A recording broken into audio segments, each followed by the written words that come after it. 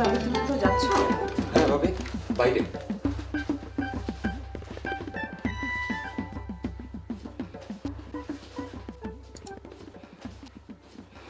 কি ব্যাপার, তোমার কি মন খারাপ? কাল রাতের থেকে তোমাকে যেন কেমন দেখাচ্ছে। না তো, আমি ঠিক আছি। কোথায় যাচ্ছ? বাইরে। বাইরে কেন? কাজ আছে ভাবি। আজকে কাজটা না করলে হয় না? কেন? না, তোমার ভাইয়া বলছিল যদি তুমি একটু অফিসে যেতে পারো তাহলে ভালো হতো। কেন? তোমার ভাইয়ার এখন কাজের প্রেশারটা অনেক বেড়ে গেছে না? তুমি যদি এখন রেগুলারলি একটু অফিসে গিয়ে বসো, ভাইয়ের কাজে টুকটাক হেল্প করো, তাহলে। আমি আমি অফিসে যে কি করব? আমি অফিসের কোনো কাজ পারি নাকি ভাবি? আশ্চর্য তো। এত অস্থির হওয়ার কি হলো? আস্তে আস্তে শিখে নেবে।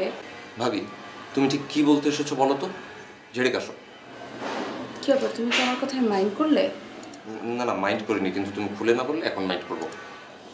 আল্লাহ, তুমি যদি মাইন্ড করো তাহলে তো আমার দুঃখের কুল কিনারা থাকবে না। তুমি আমার একমাত্র দেবর না। ভাবি, আমার অনেক কাজ আছে, আমি খুব তাড়ার মধ্যে আছি। এমনি পুলিশ বেটা আমাকে একদিন পিছিয়ে দিয়েছে। আচ্ছা আচ্ছা, তোমার ভাইয়া জানতে চাচ্ছিল ওই যে ওই মেয়েটা, ওই মেয়েটার নাম ঠিকানা কি? ভাইয়া জানতে চাচ্ছিল। ভাইয়ার এসব জানার কোনো আগ্রহী নেই, আসলে জানতে চাচ্ছিলে তুমি, ঠিক কিনা? তুমি যখন সবকিছু জানো আর বুঝো, তখন তুমি এটা কেন বুঝতে পারছো না যে তোমার এখন সংসার করা উচিত?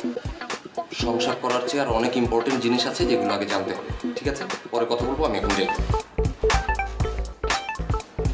তুমি যে বড় হয়েছে। ভাবি, আবার কি? তোমাকে একটা প্রশ্ন করে যাই, এসে উত্তরটা জানতে চাইবো, ঠিক আছে? আচ্ছা। আলোর তো গতিবেগ আছে, শব্দেরও আছে, সেক্ষেত্রে ঘ্রাণের কি কোনো গতিবেগ আছে? আমি এসে উত্তরটা শুনবো, রাইট?